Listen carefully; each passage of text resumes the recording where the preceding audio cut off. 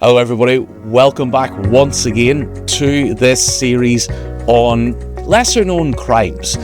And today we're diving into the eerie, maybe, but often overlooked crime of grave robbing. You heard that right, stealing from not just the dead, but the buried. So grave robbing, or sometimes referred to as body snatching, dates back centuries and was surprisingly common in the 18th and 19th centuries. But why would anybody want to disturb the resting place of the deceased? So believe it or not, the main motive was actually science. You guessed it right. So medical schools were desperate for, basically things to experiment on relating to the study of human anatomy. But obtaining bodies legally was quite difficult. So they turned to the resurrectionists, people who exhumed bodies for a fee.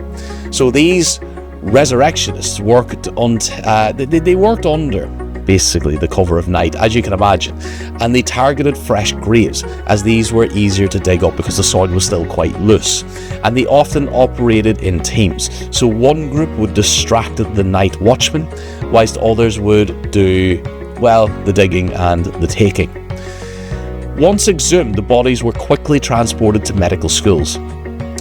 So the practice was also widespread, and it was so widespread that some cemeteries hired guards or built watchtowers to deter these body snatchers. But grave robbing wasn't just for medical purposes. In some cultures, robbers sought valuables buried with the dead. Things like jewellery, coins and other artefacts were often buried alongside the deceased, making grave sites quite lucrative targets. Today though, grave robbing is quite rare and is heavily penalised. However, the remnants of this dark practice remind us of a time when the dead were far from resting in peace. So, next time you walk past an old cemetery, remember the hidden stories buried beneath those graves. So grave robbing may be a thing of the past, mostly, but its impact on medical science and history was actually quite significant and rather undeniable. So that's it. If you found this story interesting, please remember to like, share and subscribe.